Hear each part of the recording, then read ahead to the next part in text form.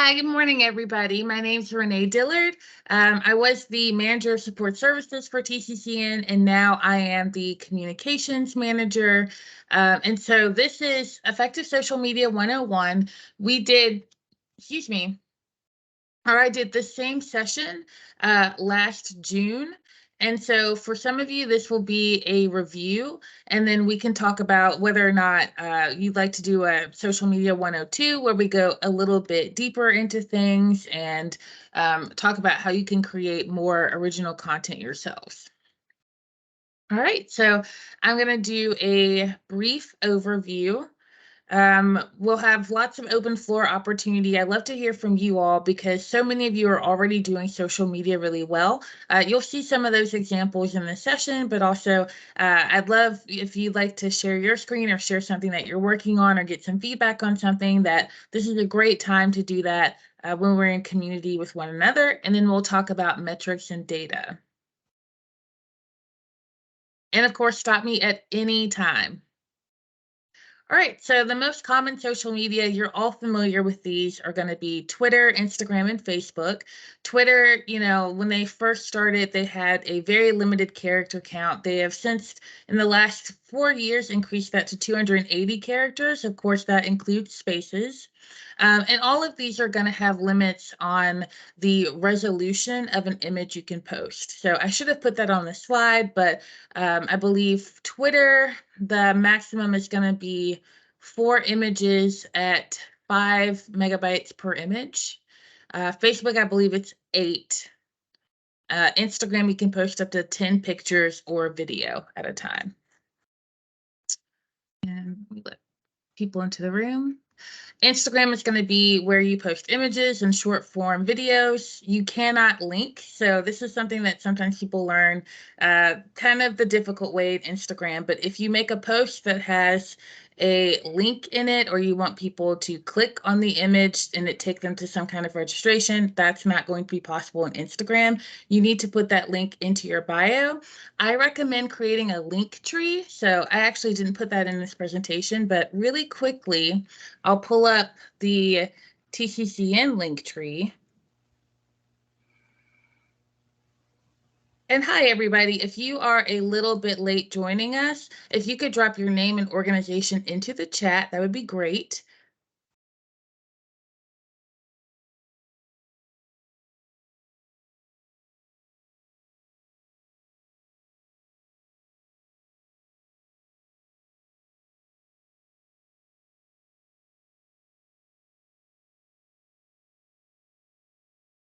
Okay. So let me stop sharing this presentation. Hi, everybody. For those just joining us, my name is Renee Dillard, the Communications Manager for TCCN. How many of you, just in the chat, or you can raise your hands virtually, are familiar with Linktree?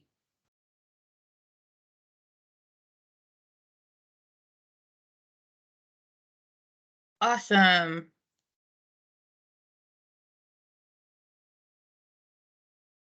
Great. So Linktree is a place where you can post links to places. And so I'm going to share my screen so you can see what that looks like. This is the Linktree we use for our annual conference. So on the right, it's showing you how it looks on people's phones, and they're able to click all of these buttons and go to all these different links. So we've got links to jot forms. We've got links to static web pages. There are people in the lobby. Let me let them in. There you go. Yeah. Oh, are you in? Hi, welcome. Hello. Hello. Welcome. Social Media 101. To add a link to your Linktree, and I should say, let me start by saying Linktree thus far is free. There are some additional things that you may want to upgrade and pay for, but a basic Linktree is free. It's going to limit how many buttons you can have. But I mean, you see here, we've got like 10 buttons to things, and this is on a free Linktree. To add to this, you would click Add Link. You post a link to a web page or a survey or anything with a URL. You can even upload documents here. And so let's see.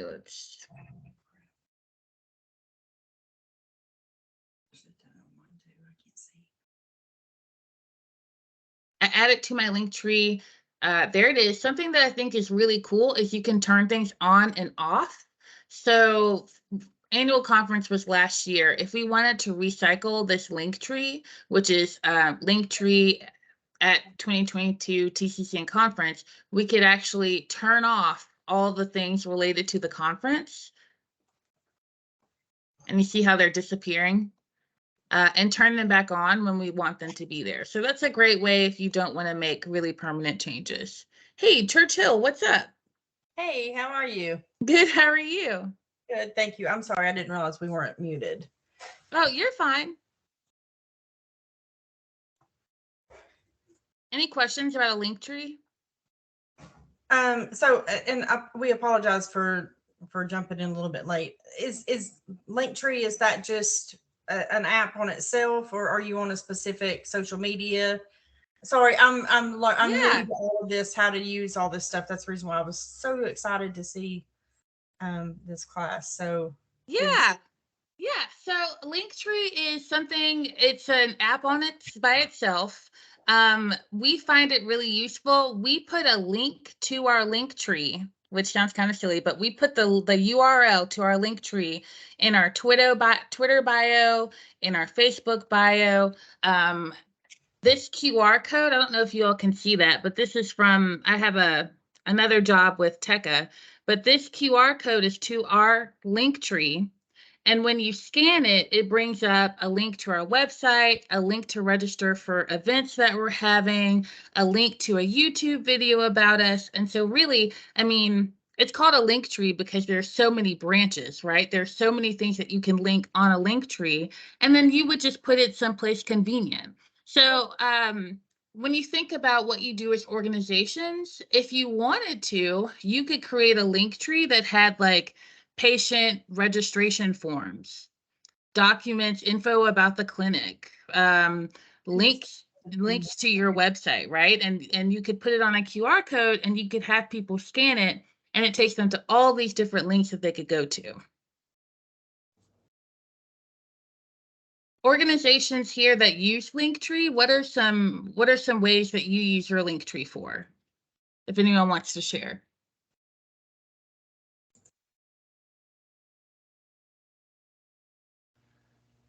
I've used them for petitions, for donation drives, stuff like that.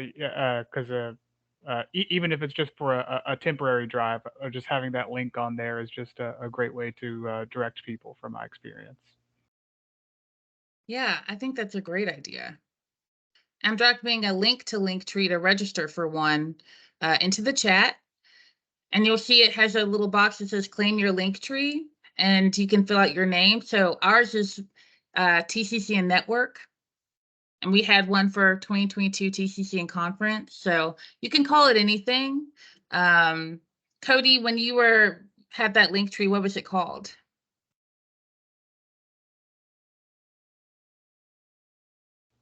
I had to double check. Yeah. So free medical clinic was already taken, so we just went with the acronym FMCOR for free medical clinic of Oak Ridge, because I don't like making them too long because it's just Mm-hmm. it just becomes a mess. So FMCOR, and then I did like a few other link trees as well for other organizations. But yeah, it's a great resource. Thank you. FMCOR. Cool. I'm writing that down. I really like the feature where you can turn things on and off as you need them.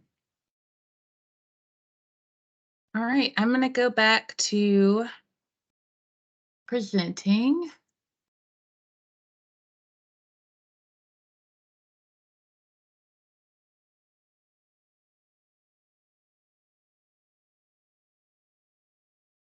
Great. So like I was saying, our link tree has a link to our Twitter, our Instagram, our Facebook. We don't have an Instagram. Our Twitter, our Facebook, our LinkedIn. So from that one place, you can get to all these different things that relate to TCCN. There's also, of course, LinkedIn, which is for professional networking. People post kudos to staff and other organizations. They share relevant news. And then, of course, TikTok, which is going to be those short form videos. I'm going to be honest and transparent. I don't have a TikTok. I love to hear if anyone in the room uses TikTok and wants to share how they use it. But I'm not super familiar.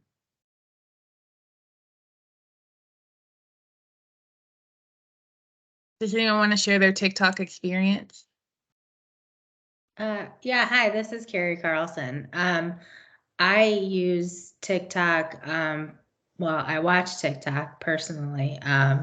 And we also do stuff around voting and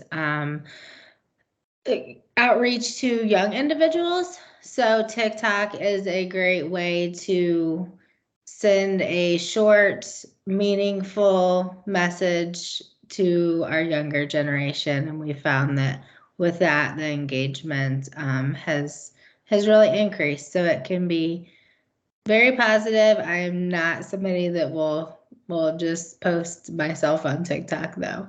But you know, it's really a way to reach the 14 to 29-year-old crowd. Carrie, I'm really glad you mentioned that.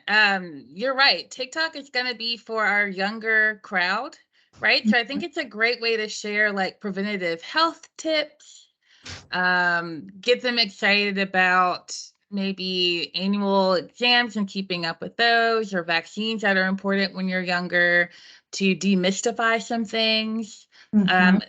I would say LinkedIn is definitely going to be for your younger and older professionals. Yeah, and one thing that people don't understand about TikTok either is, there's so many different features that, like, if you're not good at making videos, it's easy to do it and not have to actually video yourself. But yeah, I mean, it's been really positive. So if you haven't used it, I've grounded myself from watching videos because I stay on there for too long. But it's really good for outreach. And it's free. We love free. All of these things are going to be free. So healthcare organizations and social media. Social media is a tool for you, right? A 2021 study from the Journal of Medical Internet Research indicates that as many as 87% of social media users are affected by health misinformation on the platforms they frequent, right? So this is a way for you to combat misinformation and serve as a trusted voice for those in your community. What I think is so great and is so impressive to me about working with organizations in the TCCN network is that you're so community-based. You really know your neighbor. So you can play a really critical role in correcting and minimizing the harm that misinformation causes.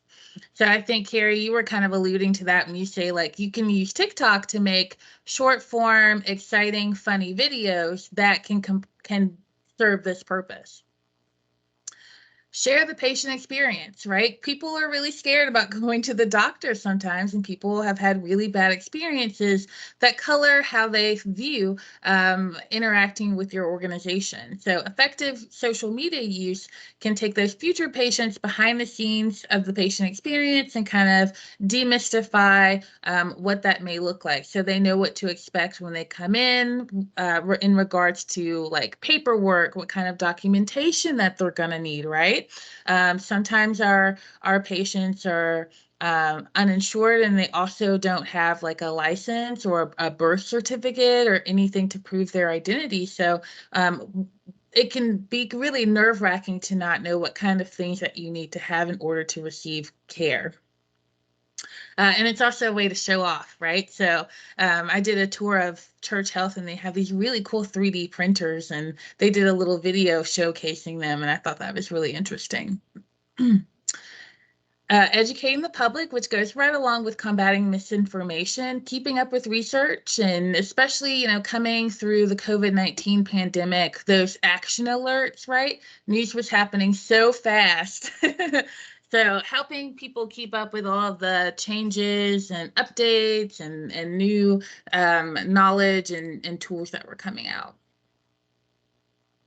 And shine a light of preventative care. I talked about this a moment ago. I think about this a lot in the context of dental care because dental care is connected to overall body health, right? And so that's why it's so important to go to the dentist at least twice a year to get your teeth cleaned, right? So sharing that experience with people, you're here because you provide something really important for underinsured and uninsured people. And social media is a great tool for advertising mammograms, cancer screenings, going to the dentist. At TCCN, we also like to shout out week of or month of opportunities. And so this week, actually, it's something about the heart.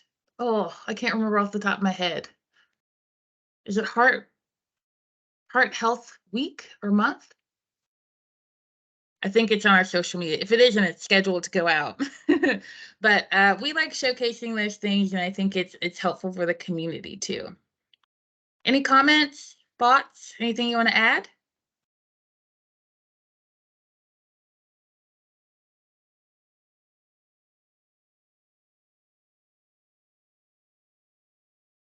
All right. So this is relating back to that previous slide. I'm just going to play like 30 seconds of this. So this is from Church Health in Memphis.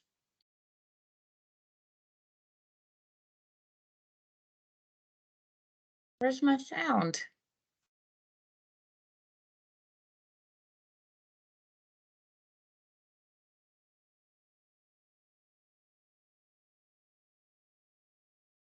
Can you all hear that?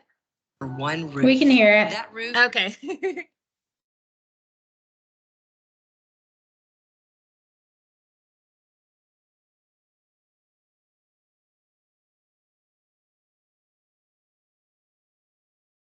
Okay, so even though I couldn't hear that, I know that that was a virtual tour of Church Health, and we'll fast forward a little bit and they kind of take you behind the curtain a little bit.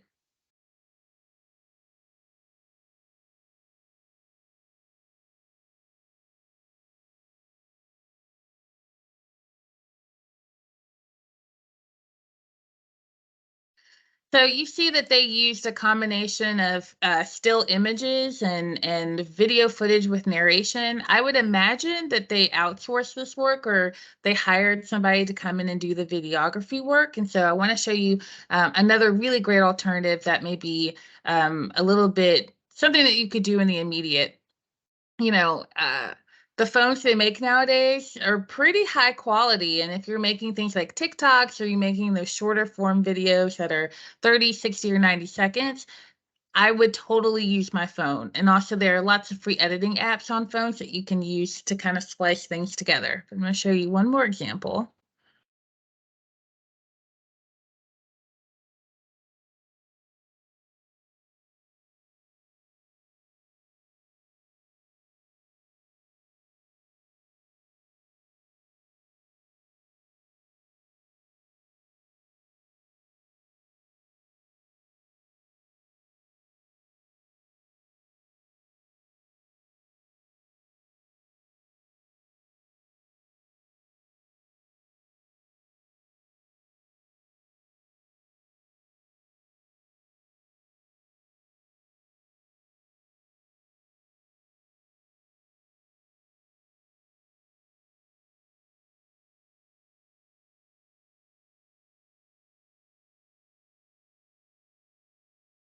All right, what were some of the things you liked about either one of those videos?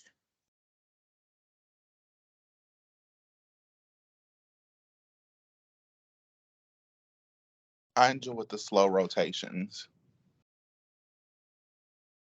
Yeah, giving you time to really look at stuff. Right.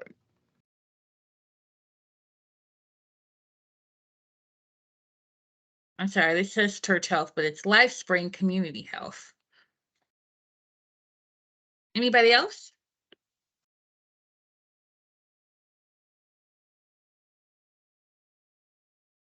So these are two really different vibes, right? So the Church Health video, you could tell that they probably brought someone to do the videography work. But what I really like about the LifeSpring video, you could tell that they used their phone. They gave great narration. Like Daryl was saying, they did the slow rotation so you could really see things. And so I really felt a part of their touring of the new space.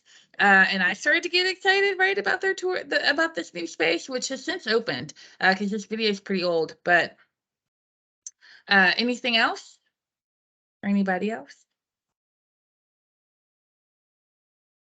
All right, I'm going to keep going. I wanted to talk a little bit about storytelling in healthcare.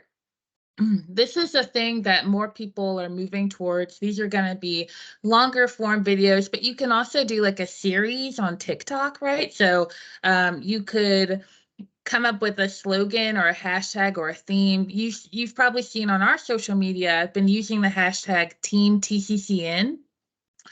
And I want people who view our social media to associate the hashtag Team TCCN with updates on our staff and updates on our member organization. So I'm using it really intentionally when I talk about those two things so people get an understanding of what Team TCCN is. So if I wanted to turn that into a TikTok series or a YouTube series or a video series, right, I would throw that Team TCCN into the description or the title, and I would make sure that my videos are only focused on our internal team and then all of the great people who work in our member organizations. And that's how I keep, right, that narrative going, that I'm sharing updates about our people, our team. So video narratives release oxytocin. Oxytocin is great, right? It helps us forge connections and build connections with our community and future patients and build deeper connections with current patients. It helps patient safety and preventable harm. Right? So we talk about all the things that you could do to share about those preventative health screenings and vaccinations. And it's a tool to help fundraise. I don't think I dropped that fundraising video in here, but I will link it and send it out to you all later. But one of our members did a great fundraising campaign using videos on their Facebook. How-tos. So when you're doing these, make sure you get written permission to make sure you're HIPAA compliant.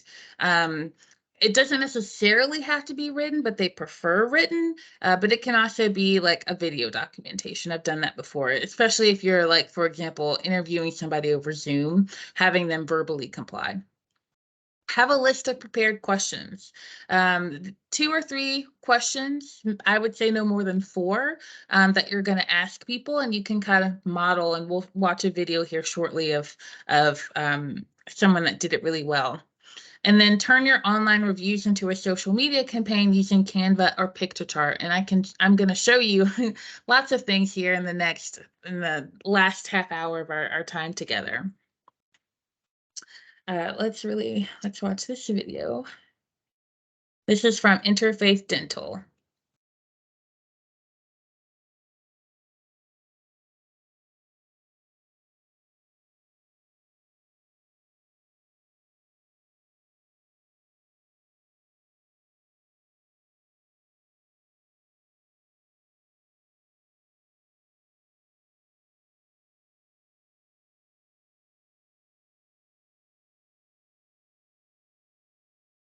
So, and again, I can't hear this video, but I know that you can, but I prepared my question beforehand. Can anyone remember, tell me, what was their first pre-prepared question? Can you tell by watching this video? What brought you there? Yeah, you can tell in the way that she reworked it into her answer that somebody off camera, right, had already prepped her with that question. And that's probably something that they ask everyone that they've done this video series with. I found like 8 of these on YouTube. It's really cool. They did a whole narrative of patient stories, right? And all of them start off with what brought you here. So that's a really quick and easy pre-prepared question that you can have when you want to shoot these videos. And I think, this may have been, they may have brought in a videographer, but honestly, I think they may have just set up a camera and shot it themselves. We'll watch a little bit more, but any other like initial thoughts or reaction to this video?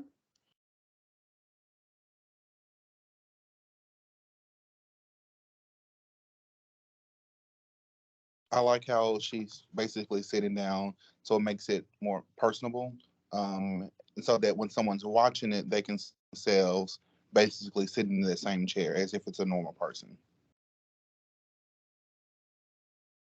Yeah, I find it really relatable.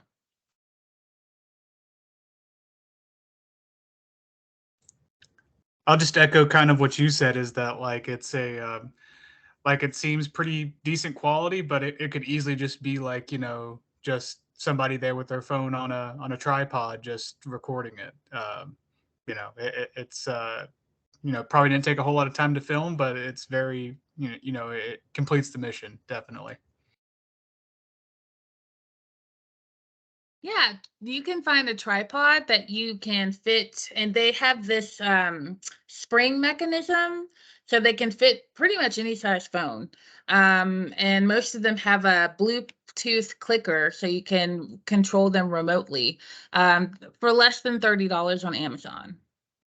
So really, all you need is a stationary tripod and a chair, and you can start your own patient narrative series. Let's watch a little bit more.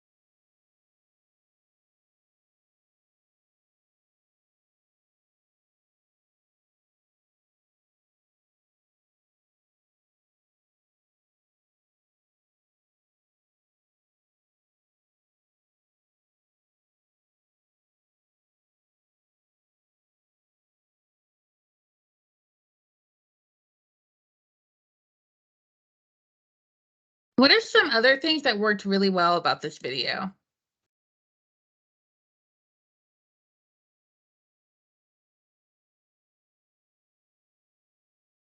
Or that you liked about it?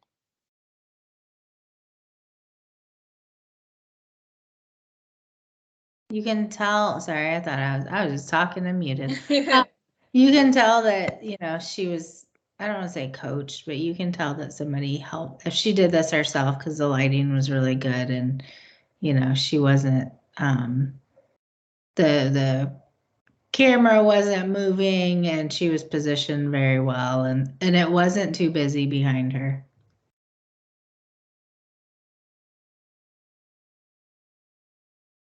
Yeah, I think, and I can drop a link to some recommendations for a ring light and a tripod combo That's really all you need.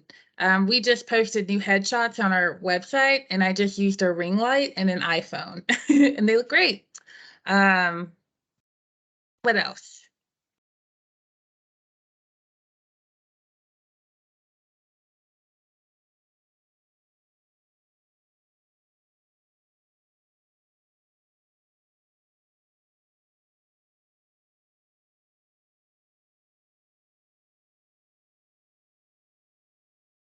There is a ring light tripod combo for you to look at that comes in right at $30. Things to look out for: improper use. We've all heard of healthcare professionals getting a lot of trouble for their social media. So just be careful and aware, right? I am the only person that posts on our social media. And so maybe having someone designated to do that. And if they're tagging you and you aren't sure about it, just keep an eye out. Just, stay aware. Give credit where credit's due. Sometimes we repost things from other people, and so we try and make sure and say where we got it from, and that we didn't originally make it. So we either tag them or in their name so that people know it didn't originally come from us. And accidental graphic content. Patterns and salads are great, right? The woman in the video we just watched was wearing like a great pattern blouse, but just keep an eye out for graphic tees, because nowadays you can put anything on a t-shirt. So just be careful if you're filming an interview and you don't notice that there's something on someone's t-shirt or maybe a tattoo that's showing, that you wouldn't, that may turn people away from visiting your organization. Anything else that you've personally experienced that you want to share? Yeah, making sure that the whatever you're posting, whether it's social media or on your website, is accessible for people who have vision disabilities. I love that. And what are some ways that we can do that? Well, all of the platforms that you've already talked about have alt text for their pictures. So you can do that. I've seen people who aren't as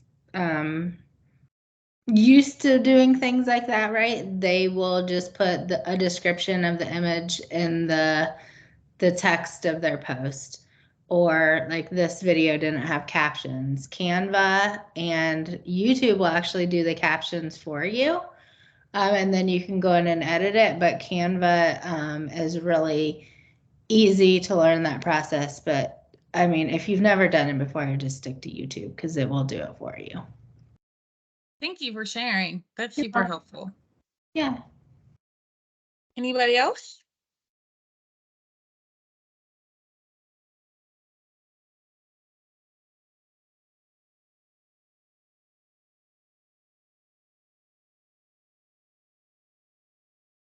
All right. Let's get into the nitty-gritty of tools and tricks. Great tips for raising engagement across platforms. So we use LinkedIn, Twitter, and Facebook here at TCCN. I go in periodically and like content. I hope that I'm following all of you in the room. I should be. So when you post things, I can repost them and shout you out. And I would do that for organizations in your community, like small businesses, other nonprofits, your chamber of commerce. Post with a purpose. Breaking news, events, celebrating, try and be really intentional. Have a strategy. All of your platforms don't have to be the same. So you may want to use your Instagram to share like staff spotlights and clinic highlights. You may want to use your Facebook to share breaking health news and research. So people can kind of opt in to the kind of content they want to see from you. And like we were talking about earlier, right, there are some generational differences. So you might find that there are more younger people who are hanging out on Twitter, and you may have more older people who are hanging out on your Facebook. And in a moment, we can kind of look at how you can find that out.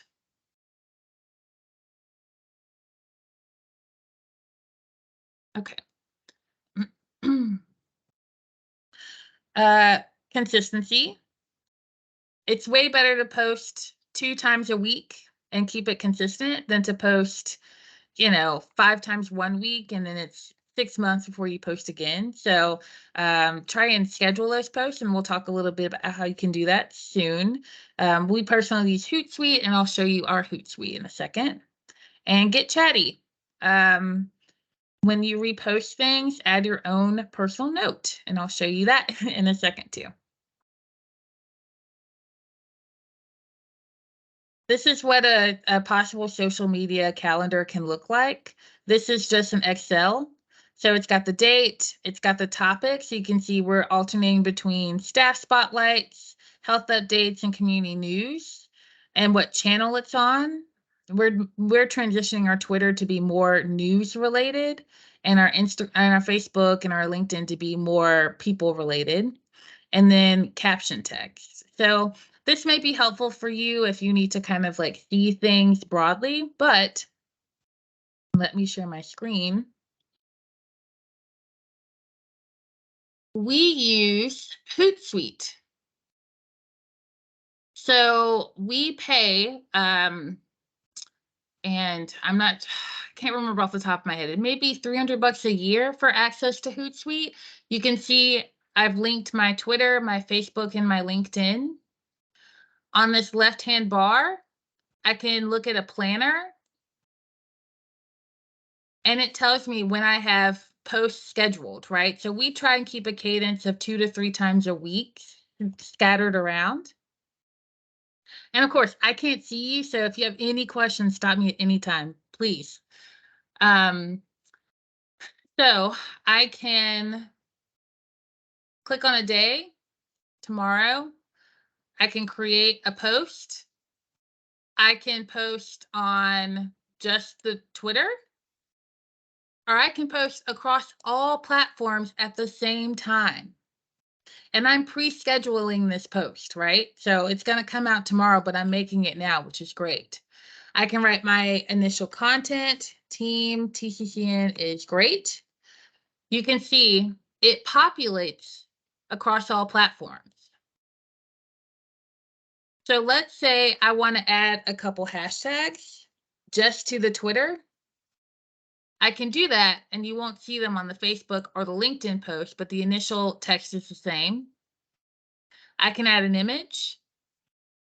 I can add a video. So we'll add an image. And you see, I'm on the LinkedIn tab, so this image is just on the LinkedIn. When I go to Facebook, there's no image. If I wanted to add an image to all of them, I would upload it from initial content, and then it's going to populate across all those different platforms. I can also run my promotions from Hootsuite. So do any of you in the room use Hootsuite to pre-schedule or plan your social media posts?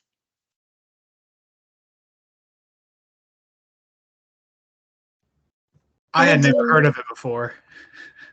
Oh, okay. We love it. Let me look into how much, let's see. Let me find out more about how much I'm paying, because you may be really interested in getting this. I have to say, we love it too. I use it, and you mentioned multiple people posting earlier, because I mainly post, but my director does too sometimes. So she can then look and see, hey, wait a minute, Carrie already has that scheduled. So it makes it so much more efficient to use social media with more than one person also. Yes. Cody, it looks like we're paying $99 a month. We do get our taxes taken off, because it does not include taxes, because we're a nonprofit, right? So you would submit to Hootsuite your tax exempt form so that you're just paying that flat 99. I'd imagine, and I'll ask Mary more about this, but I'd imagine that you can use your grant funding to pay for your Hootsuite account. I bet you could, and I will double check on that for everybody. But again, what I really love about it is that I can see my month, or I can organize by week or as a list, right? I can see my month ahead, And I like to take naps and vacations. And so I try and pre-schedule as much as I can. I always try and have at least a week out for myself in case, like, what if I got sick? Our posts would still come out as scheduled. And you see on Sundays, I've got 2, like I'm posting on Facebook and LinkedIn, but I'm not posting on our Twitter. I can bounce around. So sometimes I post the same thing on every platform, or maybe I want to post a news article on Facebook and a staff highlight on Twitter. I can schedule those 2 different things right from Hootsuite, which I think is absolutely phenomenal. Now, you can also do this individually on Twitter and Facebook. So on Facebook, you would go to Meta Business Suite, which I've clicked, and here it is open. On the first page that comes up, which let me just reopen it, is your home page. To do this on Facebook, to use Facebook like it's a Hootsuite, you go to Planner,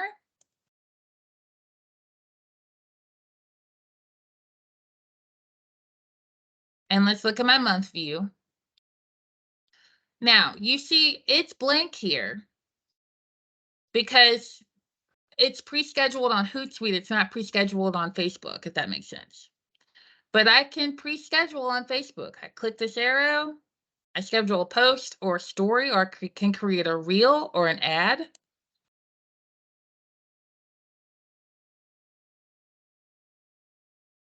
It asks you to schedule it first. So when do I want it to come out? Active times is great because it gives you recommended times to post it. Hootsuite does the same thing. I should have shown you that. Create post.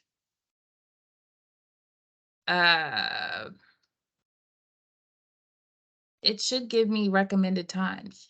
Hold on. Let me pick another day. Is it because I don't have content? Oh, there it is. See recommended times, right? It's going to tell me when people are most engaged and most active with my content. So you guys are morning people and you're mid-afternoon people. And I can pick, and it's not going to post at 8 a.m. It's not going to post at 10 a.m. It's just going to post sometime within that window. But I just wanted to show you that you can schedule for recommended times on both Hootsuite and Facebook. And I think you can do it on Twitter too, right? So I pick my time. This is when I want to post it.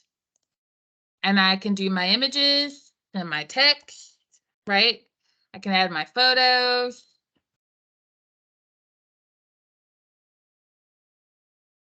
Look at my preview, and I can schedule that post on Twitter. That looks like it's really simple on Twitter. I haven't seen the calendar thing. Like I see Creator Studio. Let's look and see if it's here. No, it's not. Well, no, it's not. Tweet. Go to this little calendar button. Pre-schedule. Okay, any questions on how to pre-schedule across those platforms?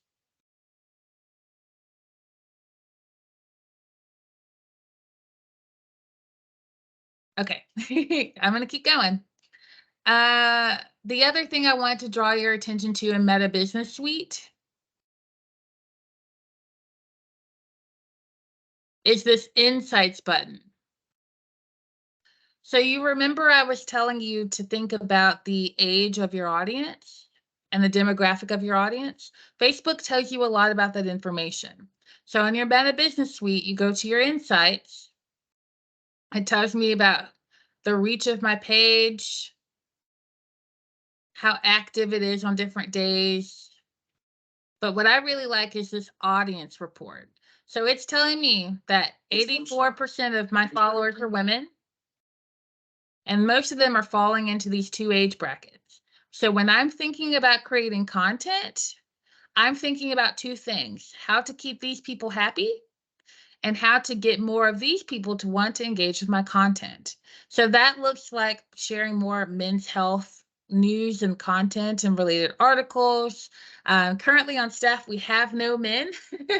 So maybe, right, diversifying our staff and sharing that staff highlight or highlighting, staff from our members and executive directors, trying to appeal to that audience because they're important too. So I can think about this in a couple of ways: keeping people happy and bringing new people into my network. And maybe we haven't decided to use Twitter because we don't have a lot of people in this age range, right? We're not really, and we could, but we don't as of yet. So maybe if we had a maybe if we had a TikTok, we would see an increase in this engagement. But right now, this is where we're at. So we're running a little low on time. Let me see where I'm at with my presentation.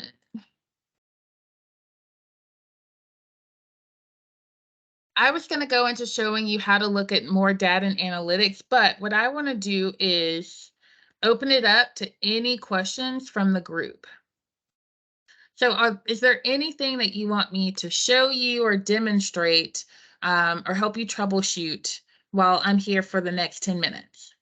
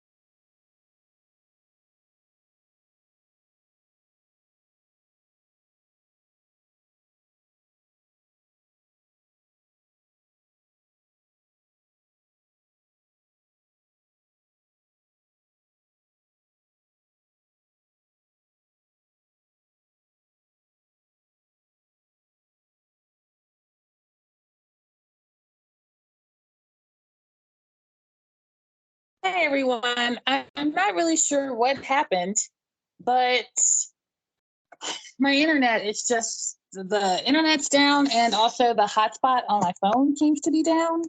Let's see. Um is it working now?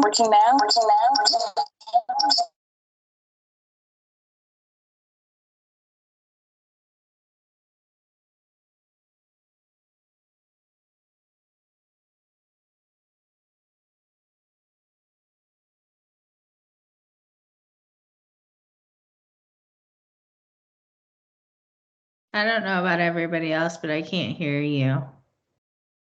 Oh, I'm on mute. Oh, goodness gracious. Okay. The internet seems to temporarily be back. At least the hotspot on my phone is. What I would like to do and what I'd really appreciate, um, I didn't get to finish. I'm going to send my PowerPoint via email. If you all could complete this jot form to tell my team how this went.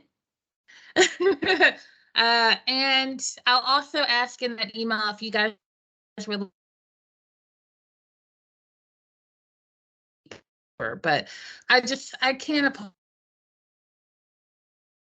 That is sometimes.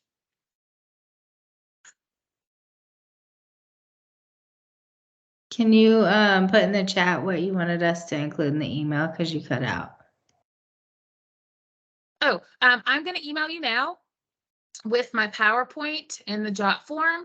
And if you could just let me know if you'd like to see another one of these, like a social media 102, where we go a little bit deeper, let me know and I can get that on the calendar.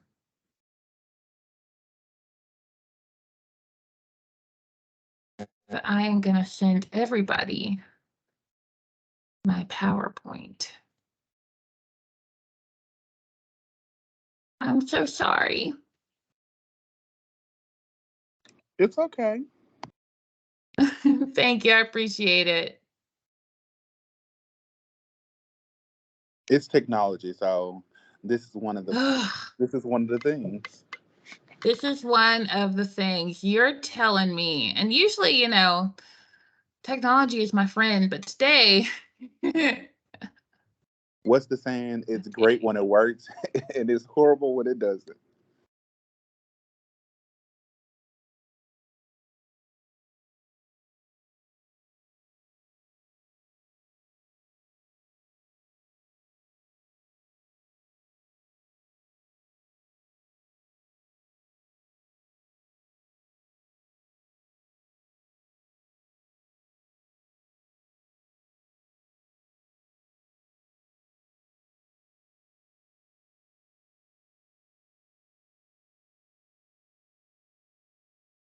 All right, everybody, you'll have a great rest of the afternoon. And that email is coming to you now. Perfect. Thank you, Renee. So good seeing Thank you again. you. Good to see you. And thanks for tapping in and helping out. No problem. No problem.